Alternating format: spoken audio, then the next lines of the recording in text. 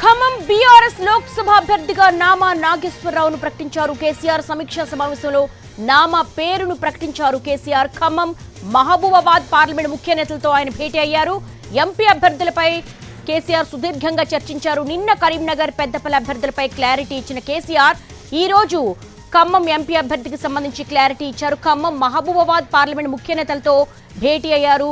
గెలుపుకు సంబంధించి తీవ్ర చర్చలు, సుదీర్ఘమైనటువంటి చర్చలు జరుపుతున్నారు. త్వరలో మిగతా అభ్యర్థుల పేర్లను కూడా బీఆర్ఎస్ ప్రకటించబోతోంది.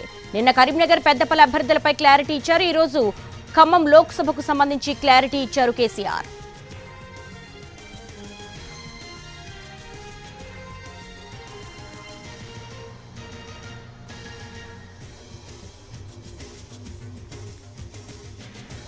ఖమ్మం బీఆర్ఎస్ లోక్సభ అభ్యర్థిగా నామా నాగేశ్వరరావును ప్రకటించారు కేసీఆర్. ఖమ్మం మహబూబాబాద్ పార్లమెంట్ ముఖ్య నేతలతో భేటీ అయిన కేసీఆర్ ఎంపీ అభ్యర్థులపై చర్చించారు. నిన్న కరీంనగర్ పెద్దపల్లి అభ్యర్థులపై క్లారిటీ ఇచ్చారు కేసీఆర్.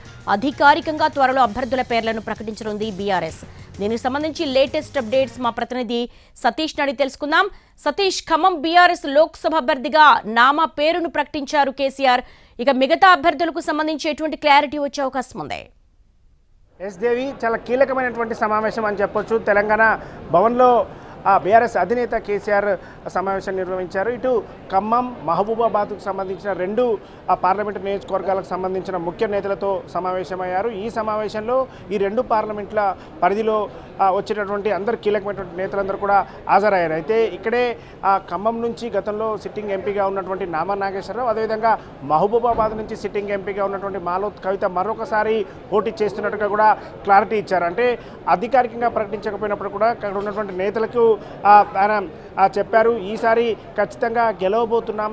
అంటే కాంగ్రెస్ పార్టీకి సంబంధించి కొంత ప్రభుత్వం మీద వ్యతిరేకత మొదలైంది కాబట్టి మనం గెలిచే అవకాశాలు ఉన్నాయని కూడా ఆయన చెప్పారు. దాంతోపాటుగా ముఖ్యంగా అభ్యర్థులకు సంబంధించి ఎవరు పోటీ చేస్తారన్న దానిపై కొంత క్లారిటీ లేనటువంటి ఈ నేపథ్యంలో నిన్నటి నుంచి పార్లమెంటు పరిధిలో ఉన్నటువంటి అందరు ముఖ్య నేతలతో సమావేశం అవుతున్నారు. కరీంనగర్ పెద్దపల్లికి సంబంధించి నిన్న క్లారిటీ ఇచ్చినటువంటి విధంగానే ఈరోజు ఇటు ఖమ్మం మహబూబాబాద్కు సంబంధించినటువంటి అభ్యర్థులు సిట్టింగ్ ఎంపీలుగా ఉన్నటువంటి వారిని మరోసారి పోటీ చేస్తున్నట్టు కూడా చెప్పడం జరిగింది. అయితే ఈ సమావేశానికి ఇటు రెండు ఖమ్మం ఉమ్మడి ఖమ్మం జిల్లాలోనే ఏకైక ఎమ్మెల్యేగా గెలిచినటువంటి బీఆర్ఎస్ పార్టీ నుంచి గెలిచినటువంటి తెల్లం వెంకట్రావు ఆయన ఉన్నారు. ఆయన ఈరోజు ఈ సమావేశానికి అయితే రాలేదైతే ఆయనకు సంబంధించి ఎలాంటి చర్చ జరిగినప్పుడు కూడా ఖచ్చితంగా ఉన్నటువంటి క్యాడర్ ఎవరైతే ఉన్నారో ఖమ్మం పరిధిలో అంటే మహబూబాబాద్ అదేవిధంగా ఖమ్మం పార్లమెంటు పరిధిలో ఉన్నటువంటి క్యాడర్ అంతా కూడా పనిచేయాలి, ఖచ్చితంగా అందరూ కలిసి కట్టుగా పనిచేస్తే గెలుపు ఖచ్చితంగా ఉంటుందనే విధంగా కూడా చెప్పారు. అయితే పార్లమెంటు సంబంధించినటువంటి నోటిఫికేషన్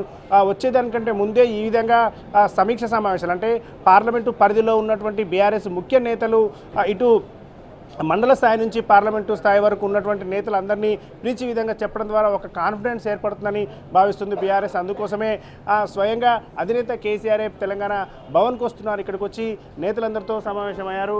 సమావేశం కొద్దిసేపటి క్రితమే ముగిసింది. సమావేశంలో దాదాపు గంటన్నర సేపు ఈ సమావేశం కొనసాగింది. సమావేశం మొత్తం కూడా అంటే గత అసెంబ్లీ ఎన్నికల సమయంలో ఎక్కడ ఓటింగ్ తగ్గింది, ఎందుకు ఆ సమయంలో ఓట్లు తక్కువ వచ్చాయనేది కూడా చర్చిస్తూనే ఈసారి ఈ పార్లమెంట్ ఎన్నికల్లో గెలవడానికి ఉన్నటువంటి అవకాశాలు ఏ విధంగా ఉన్నాయో కూడా అధినేత చెప్పడం జరిగింది.